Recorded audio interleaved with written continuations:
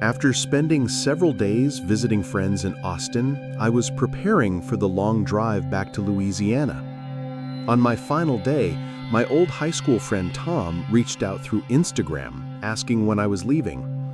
When I mentioned I was heading home that day, he told me he lived about an hour outside Austin, right along my route home. We hadn't seen each other in years, since graduation, though we stayed connected on social media. The opportunity to catch up seemed perfect, so when he invited me to stop by, I readily agreed. Tom's house had a distinctly vintage charm, not run down, but clearly aged. The wooden porch creaked beneath my feet, and when he opened the door, I was greeted by the scent of old wood and something rustic, like stepping into an old cabin. Tom welcomed me warmly, with a big hug, and our friendship picked up as if no time had passed at all. The interior matched the exterior's aged character. Furniture that looked like it belonged in the 1970s filled the rooms, and every step on the hardwood floors produced small creaks. There was something authentically Texan about it, charming in its own way, like traveling back through time. We settled in his living room around 5 p.m., drinking whiskey and catching up on life. One drink became two, then three, and before I realized it, I was quite intoxicated. The alcohol's warmth made the room feel smaller and cozier, but also somehow heavier. Hours passed like minutes as we reminisced about old times. Eventually, Tom asked the inevitable question, "You've got a long drive ahead. Why don't you stay the night?" I hesitated briefly, but he was right. I was in no condition to drive. When I agreed and asked about sleeping on the couch, he insisted I take the spare bedroom. After having Chinese food delivered, Tom led me down a short hallway to the guest room. I was too intoxicated to pay much attention to the room's details, but I noticed the air felt stagnant, as if the space hadn't been used in quite some time. I collapsed onto the bed, completely exhausted. Sometime during the night, I awakened with a dry mouth and spinning head. The room was dark, except for slivers of moonlight filtering through the blinds. That's when I noticed something in the far corner. Hanging on the closet door was what appeared to be a long black trench coat on a coat rack. But as my eyes adjusted, something felt wrong about its shape. It had broad shoulders, and the way it hung seemed less like fabric and more like a human silhouette. My heart began pounding.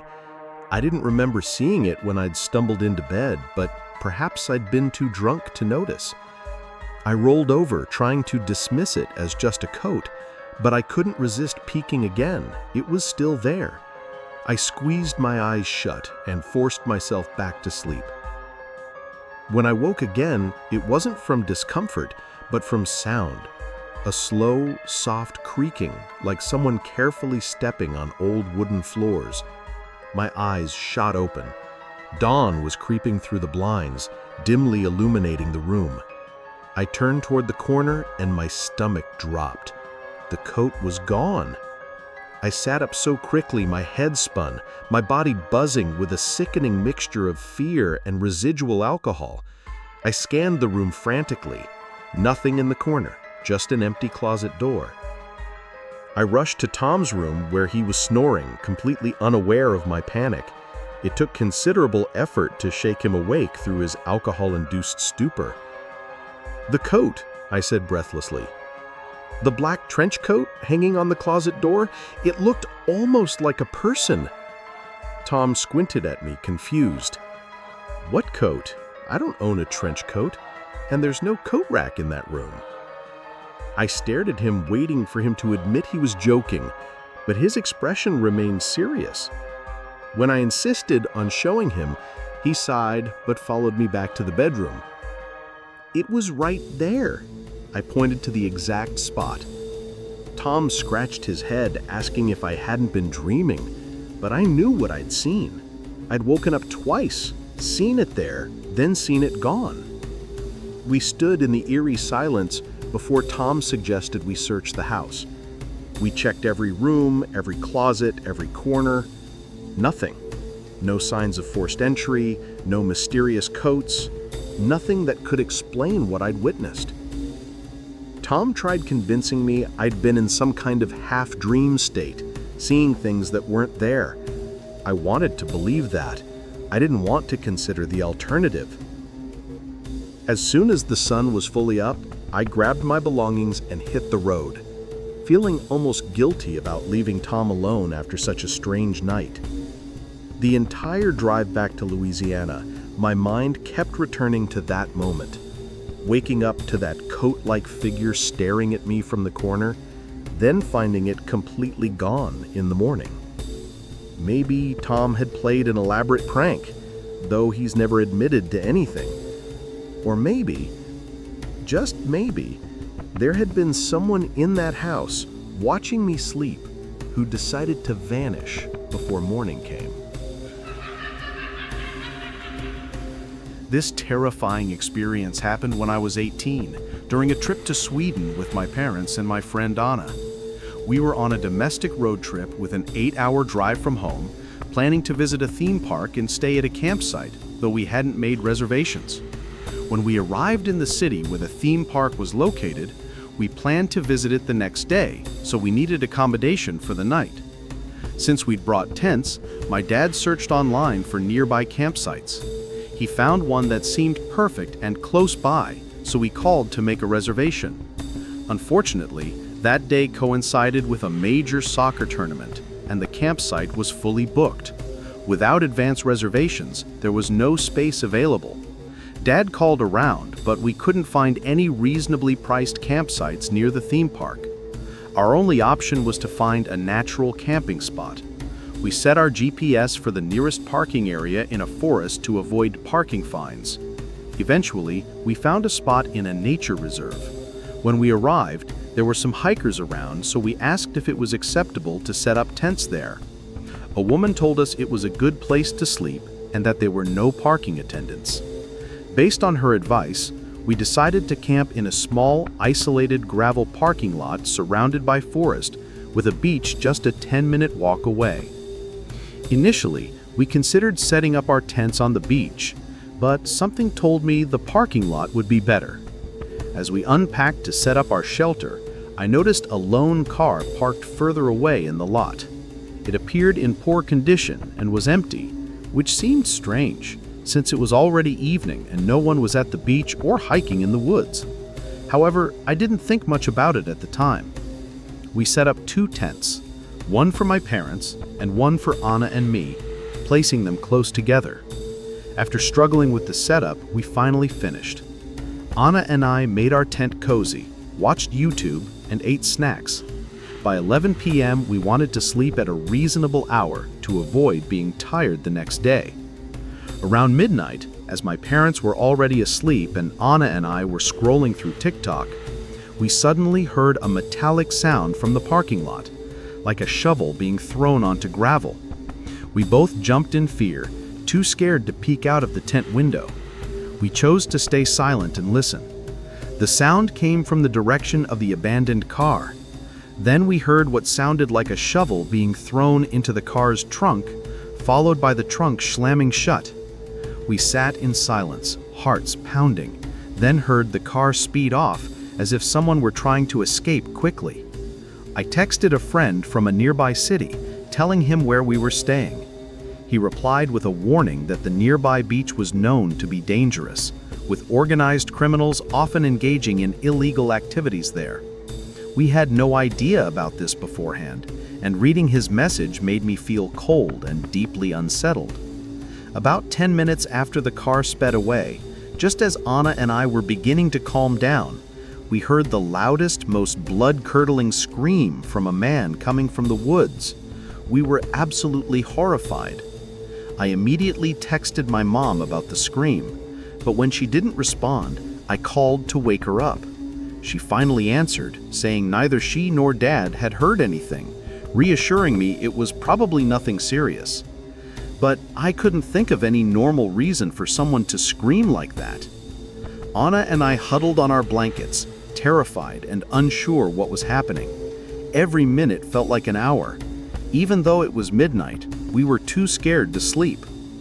Suddenly, everything became eerily silent. Then, my blood ran cold. I heard footsteps.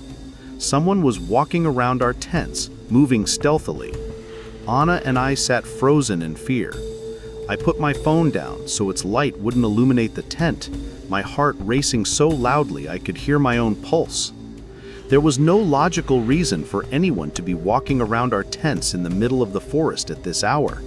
The footsteps circled our tent first, then moved toward my parents' tent, then around our nearby car. The person stopped, seeming to examine our tents. Complete silence followed. Then I heard the same car from earlier returning. Its headlights illuminated our tents, and Anna and I quickly laid down to avoid being seen. I gathered courage to peek through the small tent window and saw the car door slam before it sped off again. I felt brief relief when the person left. From my vantage point, I could see the road they'd driven down. 5 minutes later, I saw another car approaching fast, a police car racing in the same direction. Nothing else happened after that, but Anna and I were still shaken, so we decided to sit in our locked car to feel safer. I stayed awake until around 5 a.m., keeping watch over the forest, while Anna eventually fell asleep beside me. After about an hour, we returned to our tent and, out of sheer exhaustion, finally fell asleep. We woke around 9 a.m., completely drained. I told my mom everything that had happened, and she revealed she'd also heard the footsteps. When the person was near their tent, she'd also heard heavy breathing, like the kind you hear in horror movies during scary phone calls. She'd been terrified too, though my dad had slept through everything. Without hesitation, we immediately packed our tents, eager to leave as soon as possible. None of us wanted to stay any longer. Despite the terrifying night, we had a good time at the theme park later. However, that evening, I decided to research the forest where we'd camped. What I found made my stomach drop. Just a short time before our visit, a man had been murdered there, stabbed to death due to gang-related debts. Even more disturbing, 2 men had gone missing from that exact beach and were never found. I couldn't stop thinking about it. What if the person walking around our tents was a dangerous individual checking for witnesses? What if we'd been in serious danger without realizing it? Even now, I still think about that night. Who made that horrifying scream? Why was someone using a shovel in the middle of the night in a forest? And what exactly were the police chasing? I guess I'll never know. This story still haunts me, even though I was very young when it happened. I was 6 years old, around the age when childhood memories start becoming clearer. I have one sibling, my older brother Keith, who was 8 at the time. I had a strict 8:30 p.m. bedtime. If I didn't follow it, or if our dad caught either of us up past bedtime, we'd be in serious trouble. Our father was always strict with us as children. I don't remember if this happened on a school night, but I woke up in the middle of the night to Keith shaking me awake. We shared a large bedroom upstairs, while our parents' room was on the first floor. I was confused why Keith was waking me until he whispered for me to be quiet and listen. When I did, I heard what he was talking about. Our mom's voice calling for us downstairs, but in a very quiet, whispered tone. I was going to get up to answer our mom, but Keith told me not to. He said he didn't think it was really Mom. I told him to stop trying to scare me. I remember being so mad at him. He insisted I go closer and listen. I got up and went toward our bedroom door. Right outside was a small hallway leading to the bathroom and another bedroom where our grandmother would sleep during visits. Directly to the right, when leaving our bedroom, was the stairway downstairs, which also had a door. I put my ear against the bedroom door and heard the voice more clearly. It sounded like our mom calling our names. "Keith! Mikey!" I told Keith that was Mom, but he insisted it wasn't. Somehow, as the 6-year-old little brother, I found myself being the confident one. I opened our bedroom door and listened through the stairway door, but the voice had stopped. I whispered to Keith that Mom had walked away, and again, he said that wasn't Mom. I kept telling him to shut up and that he was scaring me. I unlocked the stairway door and slowly pulled it open to avoid making noise. When the door was just barely open, I peered through. At the bottom of the stairs was, clear as day, the silhouette of a person, a woman. But immediately, I knew it wasn't our mom. Whoever it was saw me because she said, "Hi, sweetie, come down." I immediately shut the door, locked it, went back to our bedroom and locked that door too. I started crying and Keith kept saying, "I told you." We both agreed to start screaming as loud as we could on the count of 3 to wake our parents. On 3, we started stomping on the floor and screaming at the top of our lungs. It didn't take long for our parents to rush upstairs, pounding on the locked door. At first, our dad was angry about the door being locked, but as soon as we let them in, they saw I'd been crying and that we were genuinely disturbed about something. They listened to our story. Our mom was particularly concerned after confirming she had not been at the bottom of the stairs and had not been calling our names. She asked what the woman looked like, but all we could say was that we couldn't tell in the darkness. Meanwhile, I remember our dad running downstairs to look around for the woman. After a while, our mom kissed us goodnight again, and I'm pretty sure she told us to lock the doors, which was a first. I was too young to understand, but it seemed our parents knew exactly who it could have been. Keith and I looked out the window when we heard the doorbell later and saw a police car outside. We wanted to go downstairs, but stayed put. We begged our parents to tell us who it was and what happened, but they always said they didn't know. They also said they were proud of us for not going downstairs. Personally, I think they did know who it was, and to save my brother and me from further trauma or fear, they never told us. The last time I had dinner with my parents, I asked them about it, and they still shrugged it off as some random intruder, but that never explained how that woman knew our names. This happened when I was 16 and still in high school. I obviously didn't have a car yet, so I depended on my parents for rides or walked if destinations were close enough. It was a weekend, and my friend Haley was having some friends over since her parents weren't home. My mom drove me to her house. Haley lived close, about a 3-minute drive and 20-minute walk. My mom was single at the time and liked going out too, so she told me if she was out late, I should walk home or get a ride, which meant she was going on a date. A few of our girlfriends were at Haley's house: Tina, Courtney, and Belle. The 5 of us hung out in her backyard for several hours until some boys from our school unexpectedly showed up. By unexpectedly, I mean Haley hadn't told me she was inviting them. I was annoyed because one of the boys was someone I had awkward history with and didn't want to see. Haley thought she was being cute by secretly inviting him, hoping we'd work things out. It was just an awkward mess. There were 4 boys and 5 girls total. Eventually, I decided I wasn't feeling it, so after a while, I left. I'm sure others started leaving shortly after since it was already late, but I just didn't want to be around those boys. I made sure to let Haley know how upset I was through texts as I walked home. She kept saying, "OMG, come back," and apologized. I forgave her, but still wanted to go home. I'd been walking for about 5 minutes when I slowed down, thinking I heard footsteps behind me. When I slowed down, I confirmed there were footsteps that weren't mine. I turned around and saw a middle-aged man with his hood up and hands in his hoodie pockets. He was smiling at me and said, "How you doing?" I responded, "Hi," and kept walking. We were in the suburbs. People walking around wasn't unusual, even if it was late. 5 more minutes passed with me walking.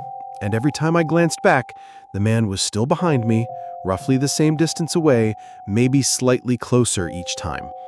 It wasn't a straight path home. I had to make multiple turns onto intersecting roads, and each turn I made, he was still there.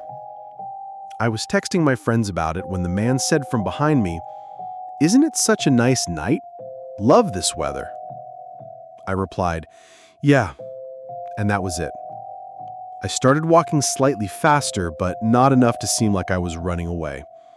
The man spoke again, and every time he opened his mouth, part of me died inside. Why was he talking to me? Why was he following me? He asked, "Are you from the neighborhood?"